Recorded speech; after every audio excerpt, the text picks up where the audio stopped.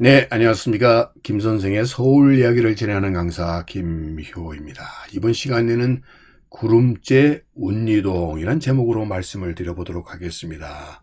여러분들이 잘 아시는 안국동의 운현궁을 지금 보고 계시는데요. 바로 이 운현이라는 말이 이 구름째로부터 유래한 바로 궁궐 이름이라는 것을 알 수가 있겠습니다. 즉, 이 구름골이라는 운동이라는 말과 진골이라는 말이 합쳐져서 오늘날 종로구 운리동이 나오게 되었다는 것이죠. 1914년에 바로 일제히에서 구름골과 진골을 합쳐서 만든 지명이 운리동이 되는데요. 바로 이 흥선대원군이 살았었던 운영궁도 운동곡에, 즉 구름째에 있다 해서 붙여진 이름이라고 볼 수가 있겠습니다. 즉 이 구름 문자를 쓰는 운동은 조선 초기 천문 관측 관서였었던 서운관에서 이 구름문자를 따서 붙여진 것으로 서운관이 도교식 이름이라고 해서 관상감으로 바뀐 뒤에도 그 이름이 지속적으로 사용되게 되면서 나오게 된 것이 바로 이 운동 구름골이다라고 보시면 되겠습니다. 이 북촌 일대라고 하는 것은 이 조선시대의 왕의 거처였던 경복궁과 창덕궁에 밀접한 지역이다 보니까 궁과 왕실 생활에 필요한 시설이라든지 또 왕족 관련 기관이나 시설 등이 자리 잡게 마련이었고요. 특별히 그래서 북촌에는 태화궁, 경우궁, 운영궁, 또 별궁으로는 안동 별궁 등이 존재하게 되었고 그 중에 하나가 바로 이 운현궁이다라고 보시면 되겠습니다. 이 운영궁에서의 바로 이 운자가 운동 구름 문자를 따서 구름째라는 말에서 이 궁의 이름이 기원했다라고 하는 것을 우리가 알 수가 있겠는데요. 일찍이 이 관상감이 있었던 곳이라고 해서 볼관자를 쓰는 볼제라고 불리웠었던 이 관현이라고 불렸던 자리에 현재도 이 관천대가 남아있는 것을 우리가 확인을 해 볼 수가 있겠는데요. 바로 이 관천대가 있었던 관상감 자리가 있었던 곳에 바로 가까이에 이 동네가 자리 잡게 되었던 것이죠. 그래서 이 관상감이 있었던 곳이라는 것을 알 수가 있겠고요.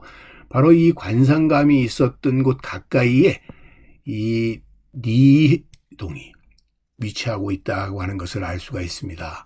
바로 이 니동이라는 말이 이때 계속 쓰여지게 되고 이 가까이에 관현, 볼제가 있었고 이곳이 관상감이 있었다는 얘기가 되겠습니다. 이 지도에서도 니동을 우리가 확인해 볼 수가 있겠고 그 가까이에 관상감이 위치하고 있으니 이 관상감은 창덕궁의 정문인 도남문 가까이에 위치하고 있다는 것을 이 도성 대지도에서도 우리가 다시 확인해 볼 수가 있겠습니다. 자, 이렇게 관상감이 자리 잡고 있었던 것은 일찍이 고려시대부터 서운관이라고 이렇게 불려졌었던 것이 이어져 왔다고 볼 수가 있겠는데요. 서운관은 태복관, 사천대, 사천감, 관우서 등 다양한 이름으로 이렇게 불려져 오다가 1308년에 고려 충선왕이 즉위하면서 서운관으로 이렇게 처음 설치가 되었고요. 이것이 결국은 조선 왕조로까지 이어져 오게 되었다라고 보시면 되겠습니다. 그러다 보니까 조선시대에도 이 고려의 관제가 그대로 이어져 와서 서운관으로 불려 오다가 세조 12년인 1466년 관상감으로 이름을 바꾸게 되는데 서운관은 일종의 관측, 전체 관측 시설로서 개성의 첨성대를 두고 일식, 월식, 오행성의 움직임, 해성과 유성의 출현 등을 관찰해서 이를 고려사 천문지에 남기고 있고요. 한편 이 태조실록에 의하면 이 관청이 천문, 재상, 역일, 주택 등의 일을 맡았다고 하고 경복궁과 북부 광화방에 가안이대를 두고 많은 천문 현상을 관측했고 이것 또한 실록에 남게 되었다라고 보시면 되겠습니다.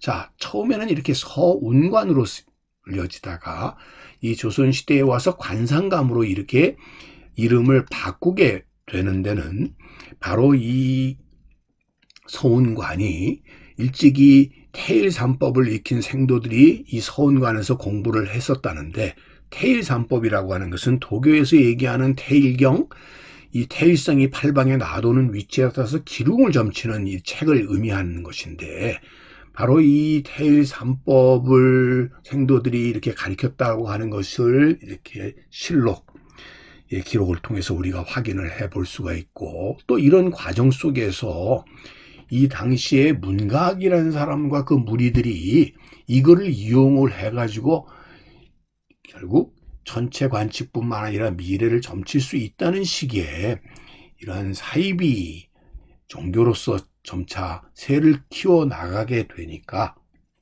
결국은 이를 폐지하기에 이르렀다라고 보시면 되겠습니다. 그 결과로 이런 도학들 풍에 이런 서운관의 이름을 바꾸기 위해서 세조실록을 우리가 확인을 해보게 되면 서운관은 관상감으로 이름을 고쳤다라는 것을 알 수가 있습니다. 이처럼 원래 이 서운관이라고 하는 것 자체가 이렇게 도교적인 유습을 갖고 있었던 거라고 볼 수가 있는 것이죠. 그래서 이를 대신하게 되면서 서운관이라는 명칭 대신에 관상감을 쓰게 되었습니다만, 여전히 지명이라든지 궁궐 이름에는 구루문자가 쓰여지는, 바로 이 서운관에 구루문자가 쓰여지는 이들이 거듭되게 되었다라고 볼 수가 있겠고요. 이 동요도에 보게 되면 이 운영궁 일대가 니동, 혹은 이 땅이 질다고 해서 니동, 혹은 진골이라고 이렇게 불려왔었다는 것을 이 니동이라고 하는 것에서 우리가 확인을 해 볼 수가 있겠고요.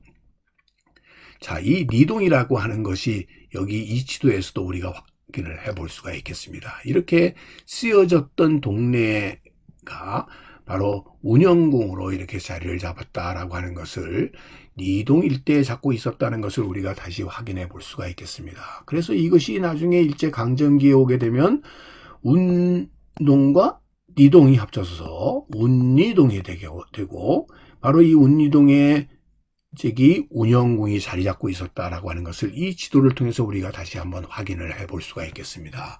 일찍이 바로 이곳이 운영궁인 지역이 되겠고요. 운리동의 대부분을 바로 이 운영궁이 차지하고 있었다라는 것을 알 수가 있습니다.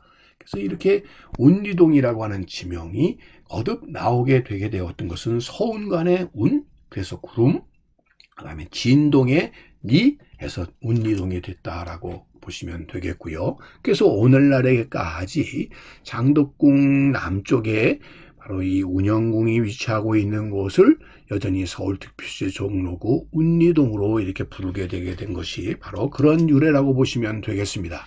바로 이런 의미 때문에 장덕궁 밑에 운리동이 자리 잡게 되었다라고 보시면 되겠고, 그것이 오늘날까지 이어져 오면서 구루문자의 운리동으로 불려지게 되었다라고 보시면 되겠습니다. 오늘 이 시간에는 종로구 운리동이 서운관과 관상감이 있었던 바로 이 볼제, 이 관현이라고 불려졌던 이 지역에 위치하고 있게 되면서 그것으로부터 구루문자의 구름동, 운동과 진곡의 진마을이라고 하는 의미의 니동이 합쳐져서 오늘날의 운리동으로 이어져 오게 되었다라고 하는 이야기를 꽃밭을 가꾸는 김 선생이 말씀드렸습니다.